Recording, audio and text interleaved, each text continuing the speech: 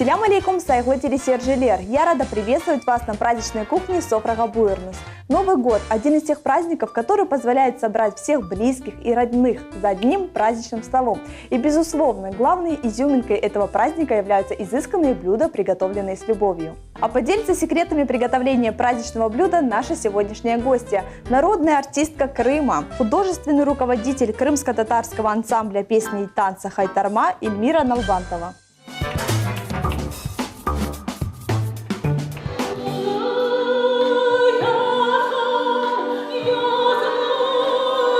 Самобытность и жизнь крымско-татарского народа, его историческое становление и развитие выражается через народный фольклор.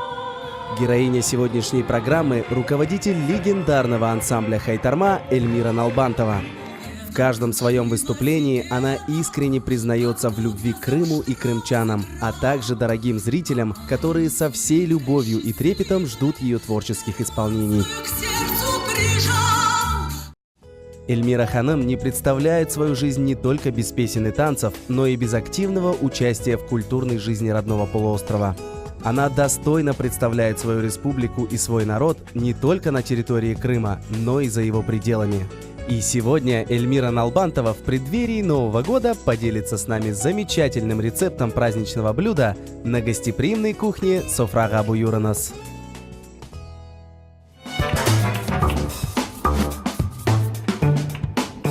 Эльмира Ханым, селям алейкум. Селям. Рада сегодня разделить с вами новогоднее настроение. Знаете, у меня тоже такое чувство радости переполняет. Спасибо, что сегодня мы вместе с вами. Это очень здорово, что мы можем обменяться доброй энергетикой не только друг с другом, но и со зрителем. Замечательно. Чох саунас. Сегодня мы будем готовить праздничное блюдо. Что это будет? Мы с вами приготовим салат, который называется елочная игрушка. Интересно. Специально к Новому году. Я думаю, зрителям тоже будет очень интересно. И ингредиенты этого салата – куриная грудка, сыр, яйца, орехи, чеснок, яблоки, гранат, ну и, конечно, немного майонеза. Ну и зелень. И, конечно же, зелень для того, чтобы украсить и сделать такую елочную игрушку. Интересно сочетаются и яблоки, и гранат. И все это сочетается с куриной грудкой. Здорово, думаю, будет очень Да, вкусно. яблоки придают особый вкус с кислиночкой такой. То есть я думаю, что зрителям очень понравится. Хорошо. С чего мы начнем? Ну, конечно же, мы начинаем с самого главного, с мяса, с куриной грудки. Все, что нам нравится, всегда есть. Замечательно. И мелко нарезаем ее. Чем могу тем временем помочь вам я? Вы можете нарезать или измельчить орехи. Замечательно. Очень люблю я это делать. Я обычно беру салфетку и делаю это на салфетке, то есть как бы так, скалкой. На самом деле способов очень много. Да, я буду делать это аккуратно ножом. Эльмира Ханым, все детство вы провели в атмосфере песен, танцев. Правда ли, что любовь к творчеству привил вам ваш отец? Именно он открыл вам дорогу. Знаете, это вообще, наверное, подарок Всевышнего родиться в такой семье. И в то же время очень так сложно и ответственно. Почему? С какой стороны сложно? Потому что, да, семья музыкальная, отец композитор известный, крымско-татарский, мама танцовщица, ну, потом она стала учителем русского языка и литературы. Тетушки были у меня все певицы, понимаете? То есть семья вообще изначально, она вся музыкальная была. И не стать музыкантом... Гены такие. Да, не стать музыкантом, ну, это, наверное... Грех. Да. Просто ты уже родился, ты рос в этой среде. Больше другого ты просто как-то не видишь. Хотя в детстве я очень хотела быть кулинаром и хотела поступать в кулинарное училище. Даже так? Потом, когда папа сказал, нет, никаких кулинаров в семье не будет, потом я захотела поступить в театральный институт в Ташкентский. Сколько вам было лет? Я знаю, что вы сначала заканчивали училище, а потом уже перешли, да, но Ну, раз музыканты, так музыканты. Все, старшая сестра у меня пианист, очень хорошо играет и поет, но так случилось, что она просто стала очень хорошей мамой и женой для своего мужа, то есть она хранительница очага, именно вот настоящая женщина, как должно быть у крымских татар. Здорово. Ну, у меня так не получилось. Получилось наоборот. Я думаю, что вы прекрасно это совмещаете с семьей, с работой. Это надо спросить у моих родных. Как это получается? Вот сейчас они будут Вот. смотреть эту программу и не ответят на этот вопрос. Вот. И, конечно, папа сказал, что нет, дорогая, ты будешь поступать в музыкальное училище, будешь пианисткой и больше никем. Однозначно, вот так решил. Пианисткой, понимаете? Ну, пианино, фортепиано – это все хорошо. Я, конечно, поступила, но потом просто я втихаря перевелась на хоровое дирижирование. То есть они не знали об этом. Никто не знал. И когда папе рассказали, ты знаешь, что твоя дочка перевелась, это как? Как вообще получилось это? Без моего ведома. Да, без моего ведома. разрешения. А мне так... Отец же дирижер-хоровик. У него очень много произведений для хора, для смешанного, для женского, для мужского. Профессионал был в этом деле. Мне очень нравилось выходить к хору, в хоре петь, то есть дирижировать. Это так было классно. Вот это не то, что играть на фортепиано, понимаете? Вот я любила вот хор. Вот мне это очень нравилось.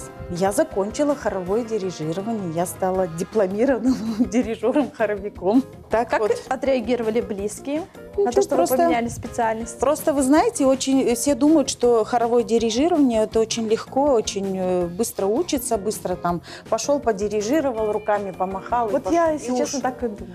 На самом деле это очень сложная профессия. Ты должен слышать каждый голос, который поет в хоре. Выучить ту партитуру, которую они поют. Там несколько нотных станов, и на каждом стане свой голос. Это все на память нужно? Это надо знать на память, это каждому голосу надо показать в тот или иной момент, вступить. То есть это надо знать все горизонтали по нотам, вертикали по нотам. Сколько нюансов? То есть это очень сложная профессия, очень. Ты должен уметь и петь, и показать. И все делать это одновременно. Да, одновременно. Пока я училась в музыкальном училище, мне посчастливилось петь с хором радио и телевидения Узбекистана. И с капеллой узбекского радио и телевидения. И посчастливилось петь с народным оркестром узбекского радио и телевидения. Какая вы С молодец! камерным оркестром вместе с Дилявером Ситаровым мы записали несколько произведений. Работы было Насыщенно очень все было. Вот стать кем-то другим много. Вы не могли просто. нет, не могла бы. Эльмира Ханум, смотрите, как я мелко нарезала орехи. Отлично. А вы, смотрю, тоже идеально нарезали грудку А курицы. я с вас пример беру, знаете? Это я с вас пример беру. Смотрю на вас и делаю, как вы. Хорошо. Эльмира Ханум, расскажите о своих детских мечтах. Как вы представляли себе взрослую жизнь? Кем мечтали быть? Я представляла себе, что у меня будет 4 детей. 2 мальчика и 2 девочки. Представляла себя мамой, конечно, как любая девочка. Получилось только 2 мальчика. Но все же. Когда сыновья женятся, 2 будут 2 дочки, да? Сметался. Да, Хасмет. Представляла себя артисткой, как любая девчонка. Кто бы ни приходил к нам в гости, я давала концерты. Пела Всех сразу песни, выстраивали, танцевала, да? То есть такая. И сейчас порой гости, когда родственники приезжают к нам, иногда вспоминаем это. И, конечно, и смешно, думаю, надо же, до такого, когда всех замучилась. Мечтала очень танцевать и люблю танцевать до сегодняшнего Сейчас дня. танцуете, да, тоже? Иногда танцую, да. Когда никто не видит. Иногда танцую. Не на сцене, иногда танцую со своими тоже, и балуюсь иногда. То есть, как бы, бывают такие. Есть чем заняться. Да. Все равно я стала артисткой. Не киноактрисой, не артисткой театра, а певицей. Песня – это маленький театр. Каждую песню ты все равно так или иначе Прочувствуешь, проживаешь, да, переживаешь ее. Она с тобой вместе растет, и ты исполняешь через некоторое время ее совсем по-другому. Интересно все очень. Эльмира Ханум, смотрите, вы пока дорезаете грудку, я пока Я с вами больше разговариваю, чем режу. к яйцам. Их надо отделить желток от белка, потому что белком мы будем украшать верх нашего салата. Здорово. Зелень нарезаем мелко. Эльмира Ханум, уже чувствуется предпраздничная суета, все готовятся к Новому году. А как вы готовитесь и как готовится ваша семья? Вы знаете, анекдот такой есть. Там, говорит, тебя приглашают в Голливуд сниматься. Какой Голливуд? У меня, говорит, елки. Поэтому я не могу сказать, что мы прям усиленно готовимся к Новому году, потому что, конечно, Новый год – это прежде всего работа у нас. У творческих людей это так же, как и у вас, работа. Праздник почувствуется уже 1 числа, когда ты придешь домой и скажешь, как хорошо. Как прекрасно! Да. Но все равно, когда ты 31 числа работаешь с людьми, ты видишь, как люди отдыхают, как люди веселятся. Все равно, конечно, ты тоже точно так же с ними радуешься, как и они. То есть все равно Новый год есть Новый год. Ты ждешь, когда твои ожидания оправдаются в Новом году. Ты ждешь, когда что-то наступит другое. То, что ты загадала, это обязательно исполнится. Вы больше мечтаете, либо ставите цели? Знаете, мечтать надо всегда. У Омар Хайяма есть очень хороший афоризм: «Подари мечте крылья и отпусти ее в небо». И ты, когда загадаешь это желание, вот с большой душой отпустишь это в небеса, обязательно оно исполнится. Потому что там, наверху, про нас все знают. Угу. И судьба уже написана. Конечно. Так что, дорогие зрители, подарите своей мечте крылья и отпустите ее в небо, и она обязательно у вас исполнится. Да, мечтайте и верьте в чудеса. Эльмира Ханум, мне известно, что мы с вами коллеги. В свое время вы работали на радио, на телевидении, вы только что рассказывали. Поделитесь этим опытом, очень все интересно. На узбекском радио делали новогодние огоньки, и меня пригласили первый раз спеть. Конечно же, я очень волновалась. Я и была маленькая. Как маленькая? Мне было 17 лет. Да. Для того, чтобы выйти на сцену, должен быть опыт. Но, вы знаете, все равно каждый выход на сцену, даже сейчас, это большой труд. И ты должен понимать, куда ты выходишь, зачем ты выходишь, для чего. И я думаю, когда зритель это чувствует, он обязательно идет на контакт с вами. Есть отдача. Да, и вы его приворожите к себе. То есть это очень важно. Вот такой вот секретик. Эльвиночка, мы петрушечку с вами нарезали. Отлично. Взяли укроп. Сейчас мы укроп нарежем, но немножко оставим мы для украшения. Веточек, вот такую елочку. Чем могу я вам помочь? Можно почистить яблоки. Хорошо. Мы берем сыр, половиночку. Эльмира Ханум, вы очень яркая, энергичная женщина. Расскажите, как вам удается привлечь зрителя и удержать его внимание? Вы знаете, просто так не получается. А что для этого вы делаете?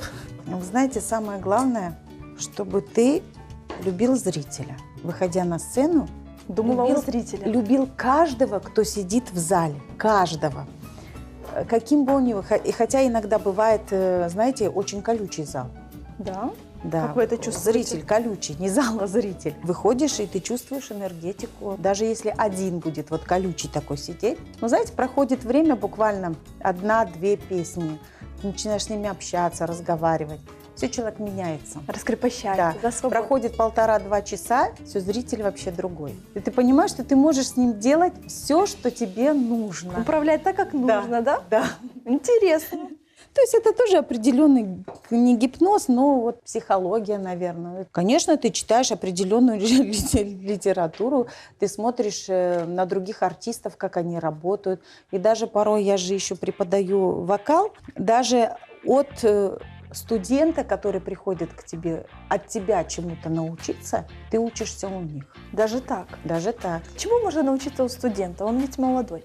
Он молодой, но вы понимаете, что они все равно другие, они более раскрепощеннее. Они молодые еще, в общем, можно что-то лепить из них, да? Ты можешь себе позволить, когда ты молодой, ты можешь позволить себе каждую шалость, которая тебе будет прощаться, понимаете? Но, вы знаете, они выходят на сцену иногда, ты смотришь на них, думаешь, мне нравится эта фишка, я возьму себе, да, я чуть-чуть ее отработаю, и она будет немножко другая, но это классно, молодец. И это очень приятно, когда можно поделиться. Приятно, да, что они учатся у тебя, но в то же время все равно каждый студент, учась у педагога, он все равно должен быть индивидуальностью. И выходя на сцену, он не должен копировать меня, другого артиста, там еще кого-то. Он должен быть самим собой прежде всего. Потому что это истинная сущность. А какой ваш личный рецепт успеха? Есть такое? Рецепт успеха. Вы знаете, мы когда учились в школе, везде было написано, и в букваре, то есть во всех учебниках, где Владимир Ильич Ленин. Учиться, учиться и учиться. Все равно мы учимся и работаем, потому что работа на сцене – это каждодневный труд. Перед зеркалом, потому что ты должен отработать мимику, разговорную речь, дикцию, то, чтобы тебя зритель понимал. Да. То есть это каждодневный труд, очень тяжелый. Эльмира Ханум, возвращаемся к яркости. С каким цветом вы себя ассоциируете? Хочу вам сказать спасибо за тот фартук, который вы сегодня мне предоставили одеть. Да, у нас замечательные фартуки. Вы знаете, сочетание зеленое, красное, желтое – это вообще-то самые главные цвета. Я люблю очень красный цвет, очень. Люблю желтый цвет, цвет богатства. Красный ты привлекаешь всех красным цветом. Да. И когда тебе нужно идти на какое-то мероприятие, я обязательно одеваю красного цвета платье, обязательно. И я себя чувствую в нем уже более увереннее, шаг другой становится. То есть все равно в зависимости от цвета, в зависимости от одежды, конечно, ты меняешься. Все-таки оно влияет. Да, конечно. Ну, смотрите, Эльмира Ханум, значит, вы сегодня в том цвете, да, мне нравится мой цвет. Отлично. Вот. К чему мы сейчас приступим? Мы приступим к тому, что нам нужно натереть на терке яблоко, потому что оно может потемнеть. Да. И, конечно же, нам нужно чуть-чуть его, наверное, сбрызнуть лимонным соком, чтобы он не потемнел. Посмотрите, у нас сколько цветов здесь. И желтый, и зеленый, и красный. Все цвета радуги. Все цвета. Эльмира Ханум, какая отдача от слушателей? По итогу концерта вообще артист почти всегда не удовлетворен, потому что что-то он не допел, что-то не доделал. Или когда все прошло уже, и ты понимаешь, что уже закончилось, а я так хотела еще вот что-то вот им сказать. Такие моменты бывают, да? Конечно, недосказанность какая-то вот осталась.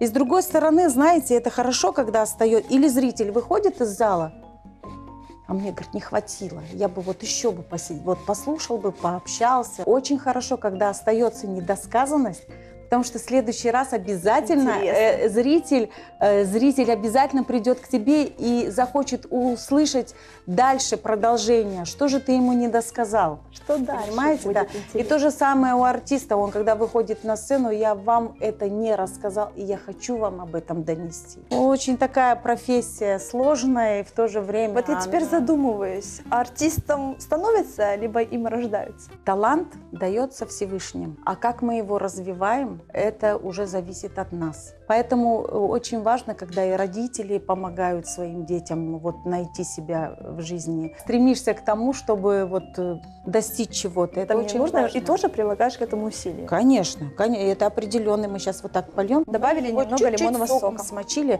Ну вот как бы почти все. Все ингредиенты мы можем перемешивать. Да. Перемешиваем, но прежде чем мы начнем смешивать ингредиенты, все мы должны сказать самые важные слова, которые говорит каждая хозяйка в крымско-татарской семье. Бисмилляхи рахмани рахим. Вот так вот, для того, чтобы было блюдо вкусным. Да, каждое блюдо нужно готовить, конечно же, с любовью. Вот так вот. Готовите часто? Если нет времени, то, конечно, семья мне помогает и обязательно готовит. Я, когда прихожу, уже все готово. Так что я благодарю свою семью за ту поддержку и за то терпение, которое они проявляют ко мне. Какая красота, посмотрите! Обалдеть. И думаю, что можно орехи тоже. Да, орехи добавляем, конечно. Эльмира Ханум, вы активный участник в жизни, в культурной жизни Крыма. И я знаю, что вы даже на многих мероприятиях, конкурсах сидели в членах жюри. Расскажите о развитии, о культурном развитии молодежи. Есть ли за ними будущее?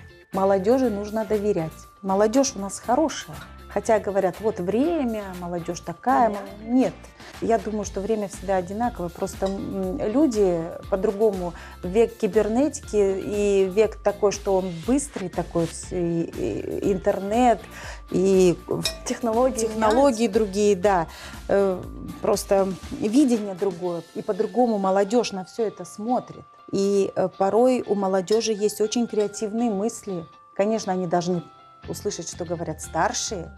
Конечно, они должны прислушиваться. Но есть моменты, когда молодежь уже по-другому на все смотрит, и мы к молодежи тоже должны прислушаться. Молодежь у нас очень талантливая, очень. Как вы светло в это верите?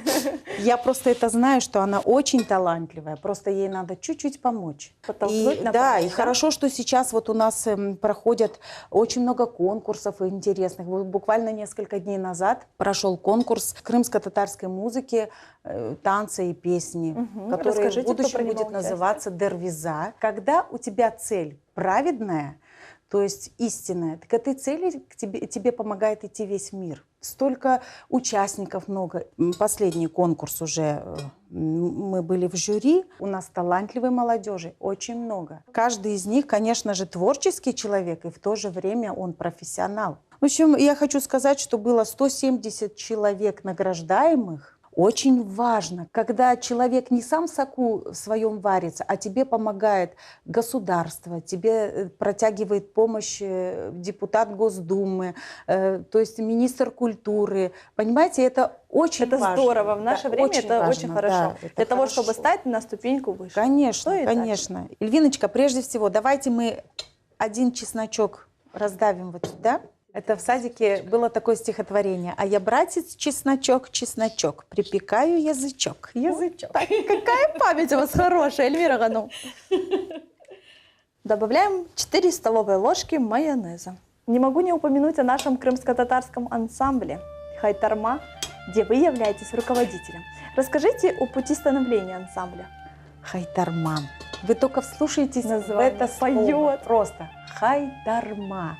И когда человек выходит танцевать ту или иную хайтарму, евпаторийскую, симферопольскую, бахчисарайскую, сколько в этих людях, когда они ее танцуют, сколько в этих людях энергетики, любви к своему народу, к своему краю, понимаете?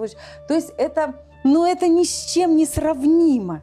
И когда говорят хайтарма, то хайтарма – это история всего нашего народа. В этом ансамбле работало очень много известных наших артистов и художественными руководителями, и просто артистами балета, вокалисты. Ансамбль вообще сам по себе организовался в 1939 году при Крымской государственной филармонии. Художественным руководителем ансамбля был Яя Шерфединов, наш первый, известный да? композитор. Да. Известный наш балетмейстер – это Усеин Бакал, это отец нашего замечательного балетмейстера Ремзие Бакал. В 1941 году должна была состояться Олимпиада культуры в городе Москве.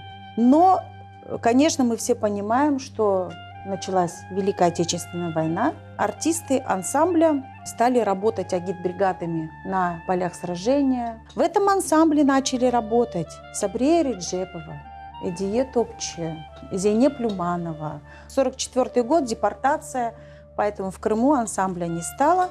И только в 1957 году в городе Ташкенте при Узбекской государственной филармонии возобновляет свою работу татарский ансамбль песни и танца. Молодцы, несмотря на то, что в другой стране, да, Республики другой, да, люди, находясь в депортации, сохранили ту культуру, сохранили свое творчество и возродили этот ансамбль. И художественным руководителем ансамбля становится композитор известный Ильяс Бахшиш. Это гениально, я считаю. У нас очень героический народ. Когда папа пришел в ансамбль, то есть в этот ансамбль пришли вместе с ним Рустем Меметов, Урие Керменчикли. А Арслан Меметов уже работал там, это муж Урие Керменчикли. Дай бог им здоровья всем. Конечно, нашлось самое известное слово. Такого танца нет ни у кого, как только у нас. Это название хайтарма. Вот история. Да.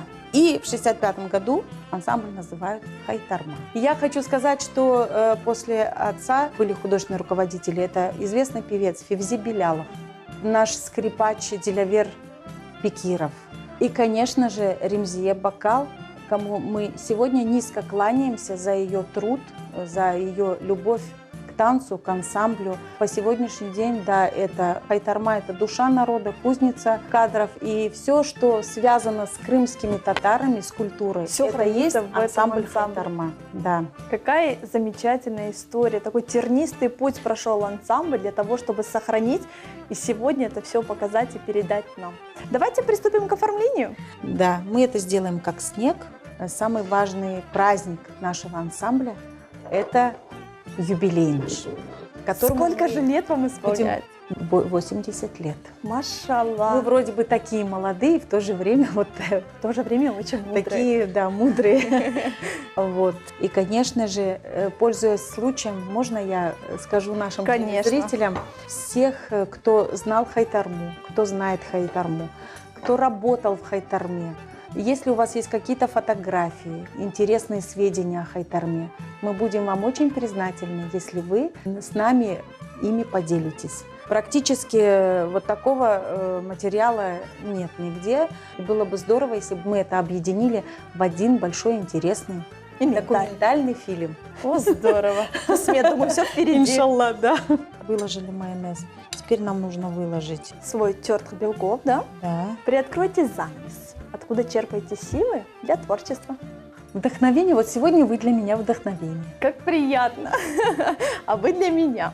Потому что каждый человек, когда встречается тебе по жизни, независимо от того, с каким намерением человек тебе, да, и каждый человек, который тебе встречается в жизни, он всегда чему-то тебя учит. Мы украшаем гранатом, посмотрите, какой он красивый, он переливается. Сделаем елочкой. И самый финальный элемент. Та-дам! Раскрою секрет, дорогие телезрители. Мы это сделали из обычной крышечки. Думаю, вот сюда вот. Давайте. Красота. Вот и получилась у нас новогодняя Игрушка. игрушка. Эльмира Ханум, что вы пожелаете в это прекрасное утро нашим дорогим телезрителям? Знаете, так как это утро, и когда ты просыпаешься, ты понимаешь, что с тобой рядом твои близкие, родные, и когда ты понимаешь, что ты можешь сказать им самые добрые слова, а иногда бывает так, что мы не успеваем им этого сказать. Поэтому внимательны будьте к своим близким и всегда говорите, что вы их любите. Это очень важно для них. Замечательные слова. Я, в свою очередь, хочу сказать, что мы вас любим. Сагулна, что пришли к нам на программу. Мы с вами сегодня приготовили такой шедевр. Молодые хозяйки могут взять себе на заметку и приготовить это в новогоднюю ночь. Дорогие телезрители, поздравляю вас с Новым годом! Желаю благодати в доме, счастья, любви, везения. Это была программа «Сопрага Буйрнус», Аштат Волсон, Корж Кенджи.